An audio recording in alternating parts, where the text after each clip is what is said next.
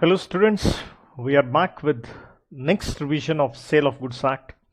If you can recall, in the previous class we had revision of rights of unpaid seller. आज हम इस fast revision में rights of buyer की बात करेंगे and miscellaneous whatever is left of sale of goods act. तो ध्यान दीजिए, मैंने एक एक सेक्शन की आपको रिवीजन करवाई है. फर्स्ट रिवीजन है, आप मेरे साथ लिख सकते हैं. Let's start. सो गाइज, आज सबसे पहले जो छोटा सा प्रश्न हम ले रहे हैं, दैट इज राइट्स ऑफ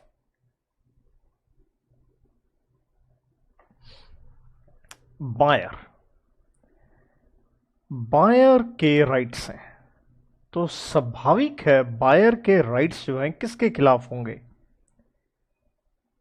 तो नेचुरल है, they are against seller. Seller ने कुछ गड़बड़ की होगी तो ऑब्वियसली आपके कुछ राइट्स तो होने चाहिए. तो भाई ये राइट्स क्या हैं? बिल्कुल उसी प्रकार से हैं जैसे, याद कीजिए, अनपेड सेलर में सेलर के राइट थे, अगेंस्ट गुड्स थे एंड अगेंस्ट क्या थे? बायर थे. और जब अगेंस्ट बायर थे सेलर के राइट, तो हमने कहा था वो केस कर सकता है प्राइस के लिए, डैमेजेस के लिए, इंटरेस्ट के लिए. सेम वे यहां पे आप क्या करेंगे? आप केस कर सकते हैं. नाउ प्रश्न है, आप केस किस चीज का करेंगे? तो यहां पे we are having is 3 section है बेटा. 58, सबसे पहले 57, 58 एंड देन सेक्शन नंबर 61. तो 57 में एज ए बायर हम सेलर से क्या लेंगे? डैमेजेस लेंगे. अब प्रश्न है, डैमेजेस किस बात के? डैमेजेस इस बात के कि हो सकता है अगले ने क्या नहीं करी? सामान की डिलीवरी नहीं करी, नॉन डिलीवरी ऑफ गुड्स. या अगर डिलीवरी करी, सामान गलत भेज दिया उसने. जैसे आप क्या कहेंगे? रॉन्ग क्वांटिटी, मतलब एक्सेस हो सकती है, कम हो सकती है, क्वांटिटी भी, और उसके साथ आप एक चीज और ले सकते हैं, क्वालिटी भी. आप यूं भी कह सकते हैं डिले इन डिलीवरी. डिलीवरी की है लेकिन समय पे नहीं करी. तो या फिर डैमेजेस किस बात के? कुछ डेंजरस नेचर ऑफ गुड्स थे. तो जब डेंजरस नेचर ऑफ गुड्स होते हैं तो नेचुरल है यहां सेलर को डिस्क्लोजर जरूर देना चाहिए, किस तरह से इस्तेमाल करने हैं, हैंडल करने हैं, वो उसने नहीं किया. तो इसलिए हम डैमेजेस का केस कर रहे हैं. एंड 58 में केस है स्पेसिफिक परफॉर्मेंस. बिल्कुल वही चीज जो आप कॉन्ट्रैक्ट एक्ट में पढ़ा करते थे कि जो वादा किया है वो निभाना पड़ेगा. आपने केस किया स्पेसिफिक परफॉर्मेंस, मतलब कि सेलर यहां क्या कर रहा है? सेलर कर रहा है BOC. What is BOC? Breach of contract. वो सामान नहीं दे रहा, तो इसलिए हम केस कर रहे हैं. जो वादा किया है आपको सामान देना पड़ेगा और मुझे वही गुड्स चाहिए. तो वही गुड्स के लिए आप जब केस कर रहे हैं, why not you are settling for damages? The reason is, आप कह रहे हैं गुड्स क्या है? रेयर हैं, तो इसलिए मुझे तो सेम वही सामान चाहिए. नंबर 2, जो डैमेजेस मिल रहे हैं वो सही नहीं है, आप इसे कह सकते हैं इनएडिक्वेट है, या हम उसे कंप्यूट नहीं कर सकते, अनअसर्टेनेबल है, कंप्यूट नहीं किए जा सकते हैं. तो ऐसे सिचुएशन में we can go for specific performance. एक पॉइंट और लेना चाहें तो वो भी ले सकते हैं हम. अगर गुड्स स्पेसिफिक हैं तो स्पेसिफिक आप सारे जानते हो, अगर स्पेसिफिक गुड्स हैं और हमने असर्टेन कर लिए हैं, चूज कर लिए हैं, और अब वो ना दे, तो हम कह सकते हैं भाई मजाक थोड़े है, right. There after going to section number 60, it is 61 please. That is, जैसे सेलर हमसे इंटरेस्ट ले रहा था, एज ए बायर हम भी इंटरेस्ट लेंगे सेलर से. भाई किस बात का इंटरेस्ट ले रहे हैं? अगर हमने कोई एडवांस दिया है, एडवांस पेड है, और हमने तो वक्त से पहले पैसे दे दिए, और सेलर ने क्या किया, अगेन वही बीओसी, ब्रीच ऑफ कॉन्ट्रैक्ट कहें, डिफॉल्ट कहें, तो नेचुरल हम कहेंगे डिले पे हमें क्या मिलना चाहिए, इंटरेस्ट मिलना चाहिए। तो 3 सेक्शन आते हैं, 57 में डैमेजेस, 58 में स्पेसिफिक परफॉर्मेंस, 61 में sorry interest on this advance paid and the breach made by the seller. There after guys, हमारे जो कॉन्सेप्ट सेल ऑफ गुड्स में रहते हैं वो they are independent small concepts, छोटे छोटे सेक्शंस हैं, एक एक करके। तो हम जो पहले रिवीजन का हिस्सा नहीं बन पाए थे, आज हम बात करेंगे। तो सेक्शन 53 डील करता है कि जो बायर है, बायर ने क्या किया, सब सेल का मतलब यहां है फर्दर उसने सेल कर दी, या उसके पास जो सामान था, जो गुड्स थी, उसने गुड्स को क्या किया, प्लेज का मतलब है गिरवी रख दिए। क्या बायर फर्दर सेल कर सकता है, क्या वो सामान आगे गिरवी रख सकता है? तो आप कहेंगे क्यों नहीं कर सकता, लेकिन यहां देखिए 2 सिचुएशन है। तो हम यहां 53 की बात ही कब कर रहे हैं, इफ सेलर जो है वो अनपेड है, मतलब बायर ने अभी तक रुपए नहीं दिए हैं, तो क्या वो आगे बेच सकता है या नहीं? तो यहां आपको दिमाग ये लगाना चाहिए कि जब अनपेड सेलर होता है, तो अनपेड सेलर के हमने राइट पढ़े थे, एज अ अनपेड सेलर। तो याद कीजिए हमने सेक्शन 46 मेनली, उसमें हमने अनपेड सेलर के राइट्स देखे थे, जहां राइट्स उसका क्या था, लियन का राइट था, and sit that is stoppage in transit का उसका राइट था। तो नेचुरल है ये उसके राइट हैं, तो ये राइट तो कंटिन्यू रहेंगे। तो इसलिए जो कंटिन्यू रहेंगे, तो पर्सन ये है, बायर फर्दर सेल या गिरवी कर ही नहीं सकता। तो कहने का मतलब है बायर कांट, तो बायर ये प्लेज या सब सेल नहीं कर सकता है। तो और अगर कर भी दे, इफ मेड, तो उसमें भी ध्यान रखिए, जो सेकेंड बायर है, मतलब सबसीक्वेंट बायर, बायर के आगे बायर डज नॉट गेट, उसको नहीं मिलेगा, क्या नहीं मिलेगा, बेटर टाइटल। टाइटल का मतलब क्या है, ऑनरशिप, क्योंकि जो अनपेड सेलर है उसके लियन और स्टॉपेज इन ट्रांसिट का उसके पास राइट है, और वो अनपेड है। तो sorry mister subsequent buyer, you won't be getting the rights. लेकिन हाँ एक चीज है, but no right of sit. तो देखिए स्टॉपेज इन ट्रांसिट हमने पढ़ा था, और उसमें हमने बड़ा क्लियर पढ़ा था, स्टॉपेज इन ट्रांसिट तभी होता है अगर गुड्स इंडिपेंडेंट करियर के पास हो। तो कहने का मतलब है अगर गुड्स कह लें, या जिसे हम शॉर्ट में कहते हैं document of title of goods in possession of buyer, मतलब अगर ये चीज़ें बायर के पास आ चुकी हैं, तो इन दैट सिचुएशन आप स्टॉपेज इन ट्रांसिट नहीं लगा पाएंगे। In that situation obviously buyer subsequent sale कर सकता है, सब सेल का मतलब ही सब्सिक्वेंट सेल है, या वो प्लेज कर सकता है, राइट। तो ऑब्वियसली ये जो पॉइंट हम पढ़ रहे हैं अनपेड सेलर से, इनका प्राइमा फेसी आप देख रहे हैं कनेक्शन आ रहा है सीधा सीधा। देर आफ्टर, इसके बाद अगेन छोटा सा सेक्शन, सेक्शन नंबर 60। तो देखिए कॉन्ट्रैक्ट एक्ट में हमने एक वर्ड पढ़ा था, रेपुडिएशन ऑफ कॉन्ट्रैक्ट। तो रेपुडिएशन आप सारे जानते हैं, कैंसलेशन, रेवोकेशन, कॉन्ट्रैक्ट को कैंसिल कर देना। तो क्या आप सेल ऑफ गुड्स का कॉन्ट्रैक्ट रेपुडिएट कर सकते हैं बिफोर, यहां हम बात करें सेक्शन 60 में, the main point is before due date. तो ड्यू डेट जिस दिन आपने सामान देना था, प्रॉपर्टी इन गुड्स ट्रांसफर करनी थी, क्या उससे पहले आप कैंसिल कर सकते हैं? तो कैंसिल कौन कर रहा है? तो कैंसिल यहां कर रहा है बाय सेलर। भाई सेलर क्यों कर रहा है? ऑन ब्रीच ऑफ कॉन्ट्रैक्ट, क्योंकि ब्रीच ऑफ कॉन्ट्रैक्ट किया है किसने किया है? बायर ने। तो देखिए कुछ एब्रीविएशन मैं जरूर इस्तेमाल कर रहा हूं, क्योंकि क्विक रिवीजन है, तो आप फुल फॉर्म लिखना चाहें तो जरूर लिखिए, कहीं कल आप कंफ्यूज ना हो।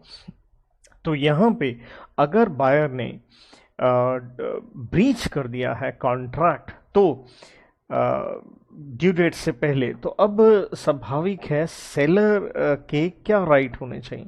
तो बिल्कुल जैसे कॉन्ट्रैक्ट एक्ट में आप पढ़ा करते थे, एक होता था एंटिसिपेटरी ब्रीच और एक एक्चुअल ब्रीच। तो एंटिसिपेटरी ब्रीच में हम क्या पढ़ते थे कि आप क्या कर सकते हैं, वेट टिल ड्यू डेट, जो सेलर है ड्यू डेट का इंतज़ार कर सकता है कि शायद बायर सामान लेने आ जाए, या फिर क्या कीजिए आज ही आप कॉन्ट्रैक्ट को क्या करें, कैंसिल करें, तुरंत कैंसिल करें एंड आप केस कर दीजिए। किस बात के लिए? डैमेजेस जो ऊपर अभी हम पढ़ के आए थे सेक्शन नंबर 57 में आप कर सकते हैं। Then a very small one-liner section, that is section number 63। देखिए कोई भी काम करना होता है, चाहे कॉन्ट्रैक्ट एक्ट है, चाहे सेल ऑफ गुड्स एक्ट है, हम बार बार एक शब्द पढ़ते हैं रीजनेबल टाइम, और कॉन्ट्रैक्ट से ही हम एक सिंपल मीनिंग लेते हैं। रीजनेबल का मतलब रीजनेबल होता है सरकमस्टांसिस, हालात के मुताबिक होता है। तो रीजनेबल टाइम क्या है? ये क्वेश्चन ऑफ फैक्ट है, क्वेश्चन ऑफ फैक्ट। तो जैसे कोरोना काल, कोविड-19, ये क्या है? एक फैक्ट है।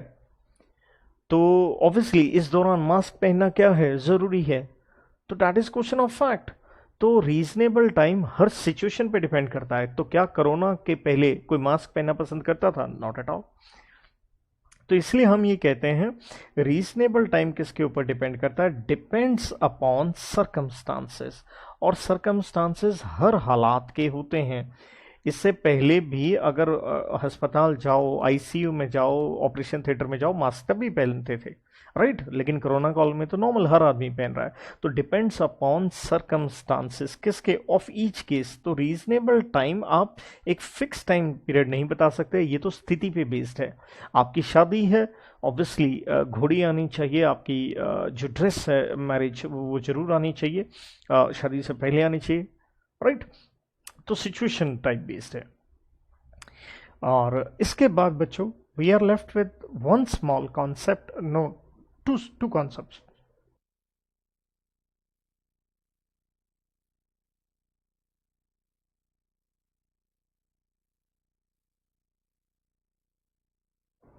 तो ये एक टेक्निकल सा सेक्शन आता है, सेक्शन नंबर 51।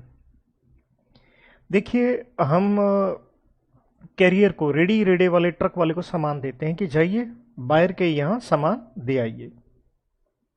तो हम इसे कहते हैं ड्यूरेशन ऑफ ट्रांजिट, मतलब सामान रास्ते में कब तक है। क्यों हम ड्यूरेशन की बात करते हैं? दरअसल सेक्शन 51 का रेलिवेंस है सिट से, that is stoppage in transit, की रास्ते में सेलर अपना ये राइट एक्सरसाइज कर सकता है नहीं, क्योंकि सामान रास्ते में होगा तभी आप करोगे। तो सिंपल सा अगर हम ड्यूरेशन की मीनिंग देखें तो मीनिंग तो बड़ा ही सिंपल है।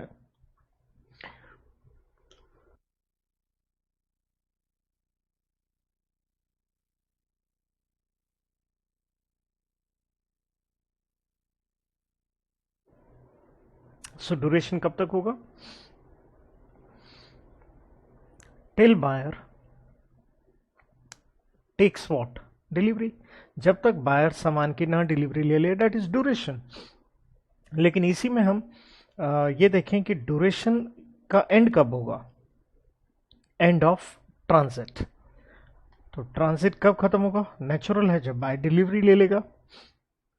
वो तो हमने ऊपर बोल ही दिया कि ड्यूरेशन तब तक रहेगी जब तक वो डिलीवरी ना ले ले, और जब वो डिलीवरी ले लेगा तो भाई ड्यूरेशन क्या हो गई? एंड हो गया।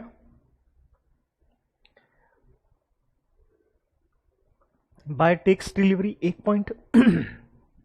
इसी में नंबर 2 आता है buyer takes delivery before destination, मतलब सामान भेजना था दिल्ली और अभी सामान करनाल में है, तो अगर आप करनाल में सामान ले लेंगे डिलीवरी वहां खत्म हो जाएगी। एंड देन इसमें आता है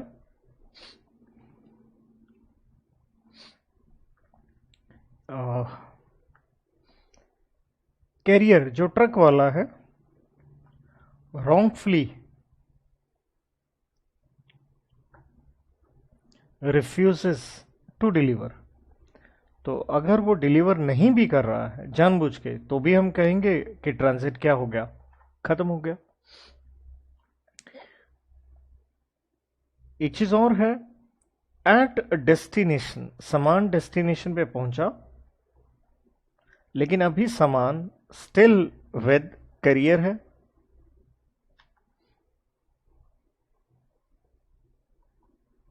बट इन्फॉर्म्ड टू बायर, लेकिन बायर को बता दिया गया है सर आपका सामान आ गया, बायर ने आपको क्या कहा अपने पास रख। तो चाहे आपके पास तो सामान पड़ा है, लेकिन बायर ने जब हाँ कर दी है तो हम मान लेंगे ड्यूरेशन क्या हो गई, खत्म हो गई, end of transit. Now we are to the last easy concept of sale of goods act, and that is section number 64। Exam में काफी बार आ जाता है, दैट इज ऑक्शन सेल, जिसे आप सिंपल भाषा में क्या कहते हैं, नीलामी।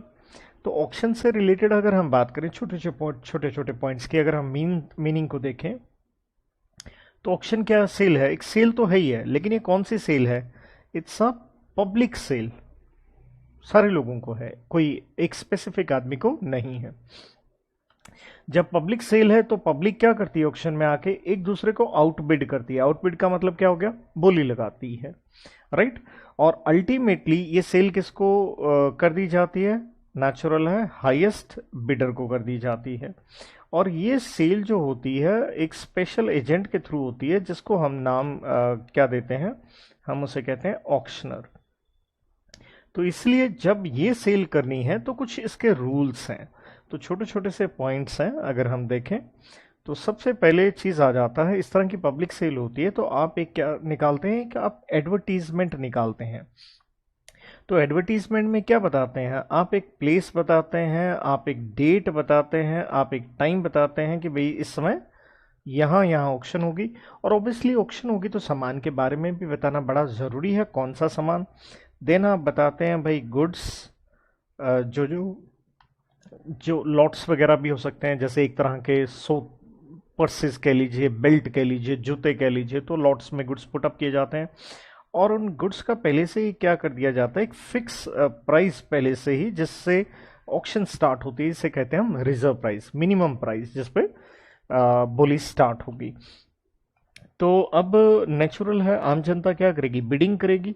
तो ध्यान ये रखना है, जब आप बिड लगाते हो वो आपकी तरफ से एक ऑफर है, तो कॉन्ट्रैक्ट तो तभी बनता है जब ऑफर के साथ क्या ऐड हो जाए, एक्सेप्टेंस। तो एक्सेप्टेंस नेचुरल है, कौन करेगा, एक्सेप्टेंस ऑक्शनर करेगा। और यहाँ ऑक्शनर कुछ स्पेशल कह लीजिए एक्ट या शब्द इस्तेमाल करता है, और वो क्या होते हैं वो आप जानते होंगे, फॉल ऑफ हैमर, या अगला वर्ड इस्तेमाल करता है गोइंग गोइंग गोन, या मे बी इस तरह से वर्ड इस्तेमाल कर लेता है 1 2 3 डन। तो with the fall of hammer the sale concludes. Then एक आदि इसमें इंटरेस्टिंग चीज ये भी आ जाती है कि नेचुरल ऑफर एक्सेप्टेंस के रूल हैं, तो एक्सेप्टेंस से पहले आप रिवोक भी कर सकते हैं। बट एक डिफरेंट सा पॉइंट, जैसे हम कहें नॉकआउट एग्रीमेंट, नाम से ही पता चल रहा है, अगर कंपटीशन को अवॉइड करना है, तो कंपटीशन को आप अगर अवॉइड करना चाहते हैं, क्योंकि बिडर्स आपस में compete ही तो कर रहे हैं, तो आपने क्या बना लिया, एक कार्टल जिसे आप कहते हैं ग्रुप बना करके, तो रेट तेज नहीं होगा, आप सस्ते रेट पे मिलकर सामान ले सकते हैं, ये भी एक चीज है। और एक यहाँ क्या हो जाता है, एक अलग से वर्ड आता है प्रीटेंडेड बिडिंग। यहाँ इसे आप फ्रॉड कह सकते हैं, क्योंकि यहाँ जो सेलर है वो अपनी तरफ से प्राइस को बढ़ाने के लिए डमी, डमी मतलब जाली, अपनी तरफ से अपने एजेंट्स को खड़ा कर देता ताकि रेट को बढ़ाया जाए। तो नेचुरल है, ये एक तरह से फ्रॉड काइंड ऑफ चीज हो गई। तो आप यहाँ पे अगर सामान खरीद भी लिया है तो आप उसे अवॉइड कर सकते हैं, that is avoidable contract. So with this guys, this is the last class on the first revision of Sale of Goods Act, whereby I took all the sections with you. Thank you.